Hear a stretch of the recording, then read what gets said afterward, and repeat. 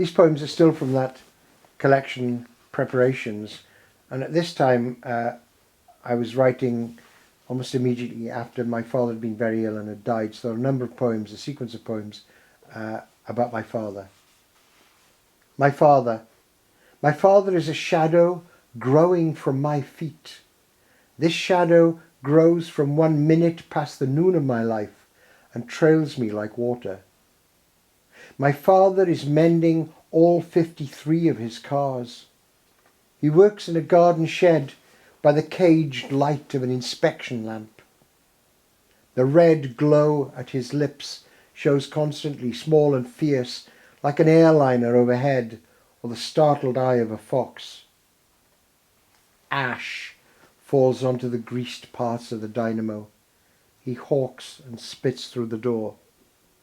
His hands and nails, black with grease, come out from the old paint tin he has filled with petrol.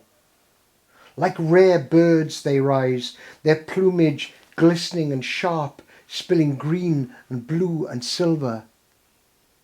Those hands that my forehead meets briefly and shivering, those rough hands I run from like the borders of a strange country. Poem from my father. The two who spotted her, approaching but no closer, come back at the beach like dogs from the waves. I never thought you squeamish of flesh, and though your life has been frayed and tattered by your predilections for the wrong choice, you take on the indisputable fact of death, dealing with the mess, putting on responsibility like a coat, your second casual corpse in as many months. She has fed the fishes her face. The rings of her fingers have slipped their flesh. Belly pregnant with the blue swell of her guts, they have sucked through her breasts to the heart's cage. 6 weeks adrift, the wrong side of living. She is something quite other than wife, young woman, mother. There's an old blanket you drop over her, a stone laid at each corner. Sand could open and swallow her spread body's horror. Sentry for an hour before the police, your 7th cigarette beginning to taste, smoke against a sky tight as a drum. The sea offers up ourselves to ourselves. Looking out to the grey island, you start to hum. My father in Pembrokeshire. One of those godly days on the headland, gorse with the yellow coming to burst, the tight heather and curled grasses sprung underfoot. Such days are numbered for you. We spend our time here like wages. Precious, the slow, awkward breathing, the laboured talk is precious. The sand over on Caldy never seemed so bright.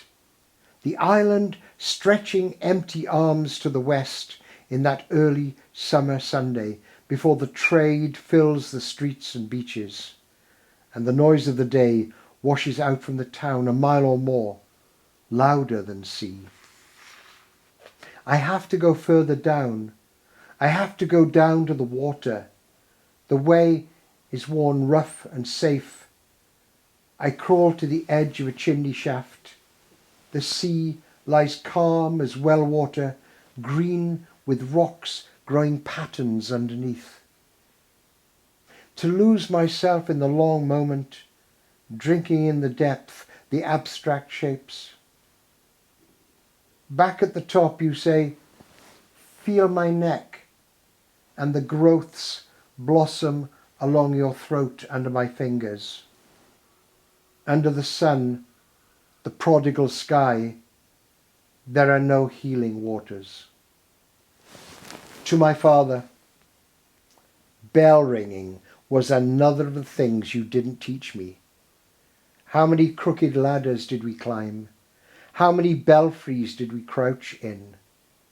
The musty smell of the years in the wood beams, the giant domes balanced to pull against a man's wrong. To my father. Bell ringing was another of the things you didn't teach me. How many crooked ladders did we climb? How many belfries did we crouch in? The musty smell of the years in the wood beams, the giant domes balanced to move against a man's pull. Stories of jammed trapdoors and madness in the deafening that draws blood. Once you rang for the Queen, and I watched all that pomp ooze into the cold stone of the cathedral. I wanted to take the smooth grip of a rope and lean my weight into it. I wanted timing. I wanted you to teach me to teach my son's son. Turning your back on that brings our line down. What have you left me? What sense of the past? I could have lost myself in the mosaic of grandsires, trebles and bobs, moved to that clipped calling of the changes. I know now the church bells coming over the folded town's Sunday sleep carries me close to tears. The noise of worship and weddings and death rolling out, filling the hollow of my throat. We Curtises come from Berkshire, and there are generations of church wardens and bell ringers in Berkshire and in South Oxfordshire. That line is broken. And the last poem in this sequence about my dad, Return to the Headland. This is Lidstep Headland, where we had a house, where they lived, where we had a house, and where their ashes are scattered. I say there because my mother joined him in having her ashes scattered there. Return to the Headland. There seems no point in angels or ogres. Now I have no need for the cartoons of guilt or shame. The dead go where we send them. At the crematorium I read, "Do not go gentle," before the vicar's book freed your soul, or whatever it be that soars from the husk of flesh. The curtains purred to their close. Outside, the long summer of rain, grey and grey and grey, blurred over Narberth's sodden hills. It would be easy to construct a myth. The box jammed under the baby seat in the back of the car, bumping our way up to the headland. Early evening, the sea green and flat, moving and murmuring in the hollows beneath our feet. Not a cloud shaped, though the horizon east across Wales is dimming into grey. The urn is some sort of alloy, like a child's toy, light and wrapped around what we're told are your ashes. Not in the sea, says my mother. He was never a man for the sea. I step off the path to the slope of rocks, and two rabbits break for cover from the startled grass. The stuff shakes out and falls free. Dust, ash on the stones, my shoes. Stiff-armed, I send the empty tin over the edge, right down to the water. A jet chalks its high line above the ocean, pushing steadily away from night. We turn our backs on a sky that goes on forever.